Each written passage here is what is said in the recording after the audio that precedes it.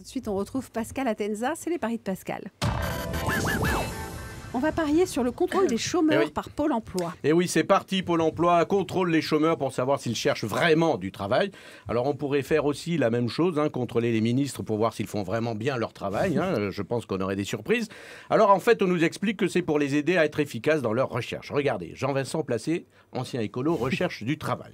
Il a donc envoyé son CV plus de 150 fois, donc il recherche vraiment du travail activement, on peut le dire, mais son CV, il ne l'a envoyé qu'à une seule adresse, François Hollande, Élysée, Paris 8e.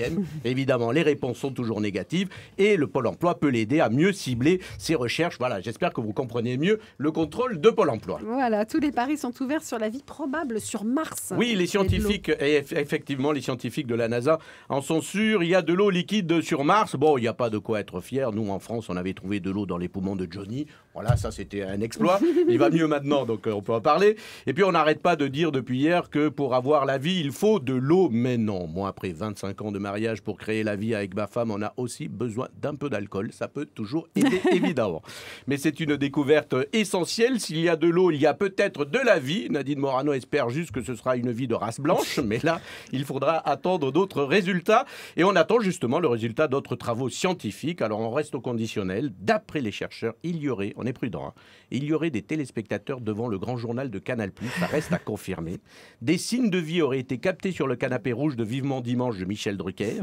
Il n'y aurait aucun signe de vie intelligente à Secret Story, aucun signe de vie détecté au modem. En revanche, là, c'est sûr, c'est catégorique, il n'y a aucune trace de ministre de gauche chez Hollande. Quelques conséquences après cette découverte. On pourrait peut-être à terme vivre sur Mars. Il y a toutes les conditions pour la vie des hommes sur Mars. Alors, ce ne sera pas une vie confortable parce qu'il fait froid sur Mars, moins 60 degrés en moyenne. Il y a donc des réserves d'eau. C'est de l'eau salée en plus, donc parfaite pour faire cuire des pâtes. Et pas de pollution puisqu'il n'y a aucune Volkswagen. Et justement, après le scandale Volkswagen, voici le scandale des prothèses auditives. Eh oui, c'est un scandale qui va faire du bruit, mais bon, sans prothèses auditives, tout le monde s'en fout évidemment. Les prothèses auditives coûtent très cher, 1 500 € en moyenne par oreille. Du coup, de nombreuses personnes s'en passent alors qu'elles en ont vraiment besoin. Et en plus, je crois que ça ne marche pas bien. Quand les patients passent à la caisse et qu'on leur dit c'est 3 000 €, ils répondent quoi ? Quoi ?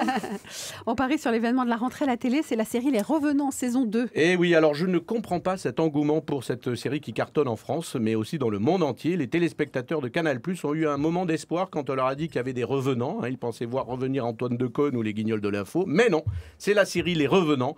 Alors ce sont des morts qui reviennent. Bon, rien de nouveau. Des morts qui reviennent, on a déjà connu ça en France et en mieux.